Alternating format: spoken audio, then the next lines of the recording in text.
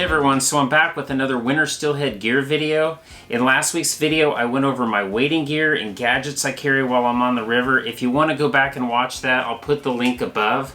But in this video, as promised, I'm going to go over the terminal tackle I use. And what I mean by that is the hooks, lines, sinker, jigs, floats, everything I use for the 4 techniques I use while fishing for winter steelhead. So those 4 techniques include float and jig fishing, bead fishing under a float, hardware which includes spinners and spoons, and drift fishing. So I should mention during the video I'm going to include links up above to videos that I've done in the past that go over the techniques, which include riggings and how to fish these techniques. But in this video, if I want to get through this whole pile of gear, I gotta get moving. So what I would recommend is watch this video all the way through, and if you want to come back and see something a little bit more in detail, you can click on the links to go to some of my past videos. So let's get started.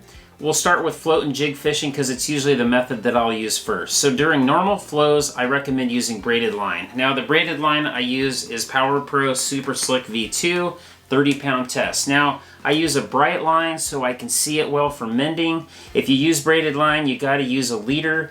What I use for leader with braid is MAXIMA ULTRAGREEN 10-pound test.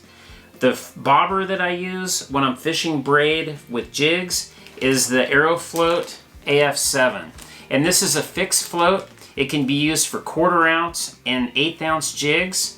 If the water's super clear, I'll put like a little number 10 barrel swivel on my leader, and I'll put like maybe a couple of feet of fluorocarbon. The fluorocarbon that I use is P-Line Salmon Steelhead 10-pound test. As far as jigs go, I use HAWKEN Fishing AEROJIGS, and 90% of the time you're gonna see a nightmare jig on the end of my line. And a nightmare jig is a white head, red body with a black tail. Now this is a HACKLE series, and I also use the Marabou series once in a while if the water's a little bit bigger. Now again, that technique using braided line, I'm going to put a link above. I did a series of videos called Steelhead Patterns a couple years ago, and the first episode of that is going over float and jig fishing, and I explain the setup using that float and that rigging. So I would just recommend going back and looking at that. When the water's low and clear, I actually don't use braided line. I go to my low water technique, which is using straight monofilament. And this is the line I use, TRILENE XL 8-pound test. When I'm fishing straight monofilament, I use a Thill Turbomaster. It's a balsa wood float with this little metal post. It's a fixed float. And I run that straight on my mono, and I use an 1/8 ounce jig. And I have a series of my jigs right here. You know, Nightmare Jigs by HAWKEN again. This is actually a pretty cool one. It's their Rabbit Hair series. It's the number 11. I've had luck with that. It's got a white head and a red body. And another jig that you can use, especially in higher flows, is just a HAWKEN jig head. I use the white ones, and I just put Mad River worms on it. These are the 3-inch. This is pink haze. So it just kind of looks like this. It's really deadly when the water is a little bit higher. So I'll put a link above to my low water technique if you want to go back and just see the rigging on that. So next I'm going to go over my bead fishing. Now I was kind of a holdout to fish beads just because I've always had such good luck with jigs. But once I did, I really started increasing my hookups. So to start out with, my jig rod is also paired up with Power Pro Super Slick Braid 30-pound test. I run a 15-pound bumper, and I use P-Line CXX. It's super strong. It's a stiff line, which allows those sliding bobbers to float up and down super easy. I use a drop swivel with a snap on it. I used to use a Roscoe swivel like this that has a snap on the end, but I got a lot of line twists with it, so I actually switched to this brand.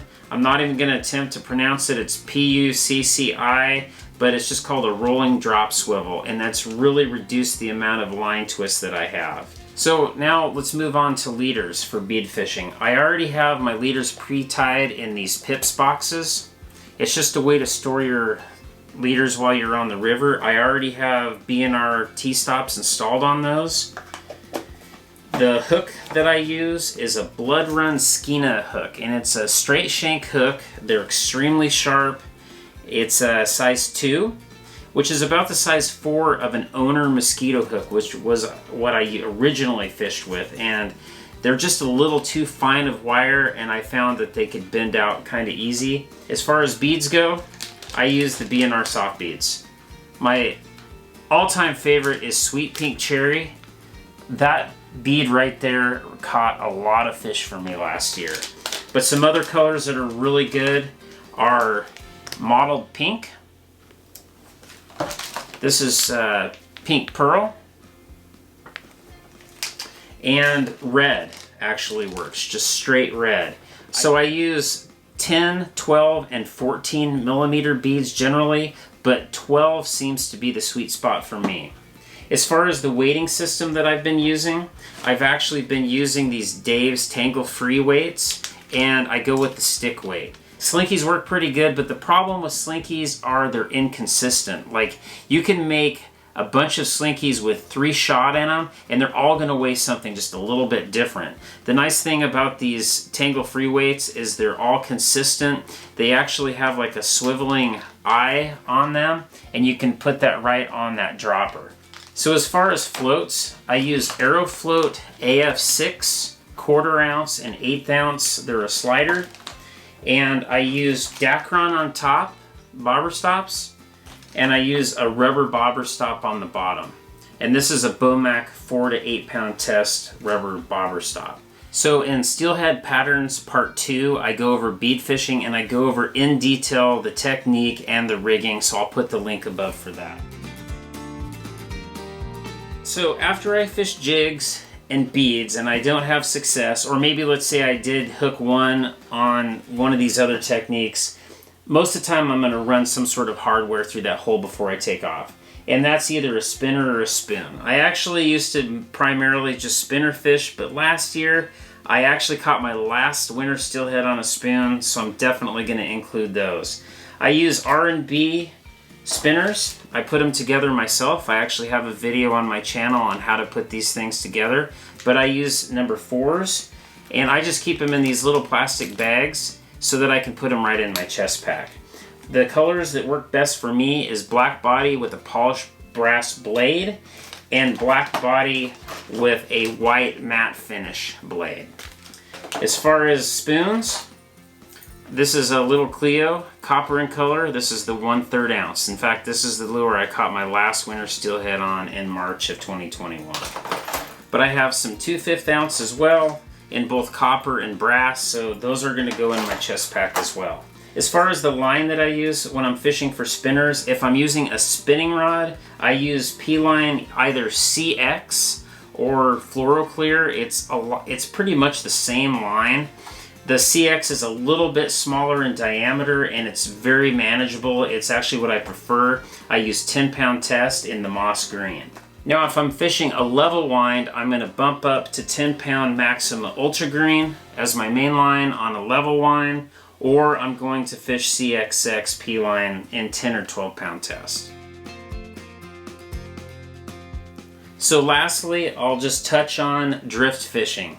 Now, when I drift fish, I don't use bait. I don't like using bait. I use it a little bit if I'm springer fishing, but I just don't like to mess with it. I don't want to have to look for it. I don't want it to get all over my equipment. So when I'm drift fishing, I use either CORKIES or I use a DOUBLECROSS. Now, I'll do a video in the future on how I make this, but this is deadly on winter steelhead. And what it is it's just a corky with a hole drilled perpendicular to the main hole with yarn pulled through. And it kind of gives this little bug appearance. In fact, this exact rigging I hooked and landed a winter steelhead on. In fact, it's in, I think, Rainy Day Steelhead video. But regardless, this is just a size 2 octopus hook with a double cross, and it's a rocket red corky with white yarn. So as far as drift fishing gear, I actually use CXX as my main line. I usually use 10 or 12 pound test. And when I'm drift fishing, I use a level wind. So as far as the corkies that I like to use, and I just use them by themselves. Like if you watch Twilight Steelhead, this is the actual corky that I was using. It's a luminescent, glow-in-the-dark rocket red, and it's a size 10. This is also probably one of my favorite corkies. It's a rocket red with kind of a silver flake on it. Works really well. I use Gamakatsu hooks. This is a size 1. That's what I'll pair with a 10 corky. And I use a number 2 when I'm fishing the smaller, like these are size 12 corkies. Now as far as how I carry my drift fishing gear, I actually have a second waist pack set up for my drift fishing gear. So I'll kind of show you how I have this set up. I have all my leaders pre-tied in pips boxes. Like these are number 2 owners. 10 pound test ultra green as the leader. I keep extra corkies, as you can see in this box right here. I've got beads, barrel swivels. These are Roscoe number 10s. And I've got just Danielson snap swivels because I use a sliding weighting system when I'm drift fishing. Now as far as weights, I use Slinkies when I'm drift fishing. So I have them on the other side in this Plano box. So now I'll go over how I actually carry all this stuff on the river. Inside my chest pack, I have 2 of these small boxes. One of them has jigs and floats. The other one has my AF6 bobbers that I use for bead fishing. In there I have weights, I have the drop swivels, I have bobber stops and beads in here.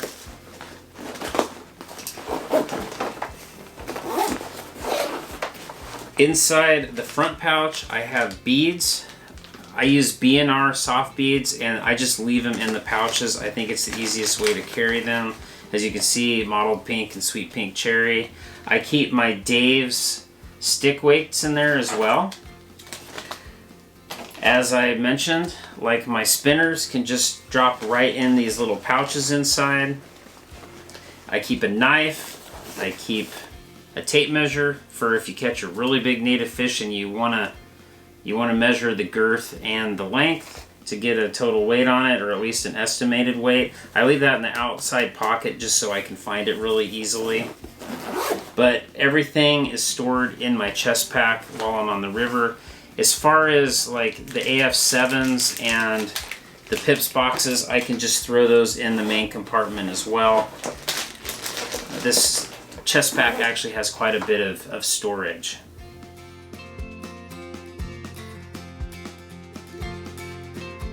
So as a reminder, all of December is dedicated to winter steelhead season. I'm releasing a 5-part series titled Steelhead Stories. I've already released episodes 1 and 2. Episode 3 will be out this Friday, December 17th at 6 p.m. It's titled The Most Epic Battle of 2021. It was a good one, so make sure to watch that. If you have any questions, make sure to leave them in the comment field below. At the end of the month, I'm going to do a question and answer video. And if you haven't already, hit subscribe, turn on the notification bell so you don't miss future videos. So we'll see you this Friday, December 17th with the most epic battle of 2021.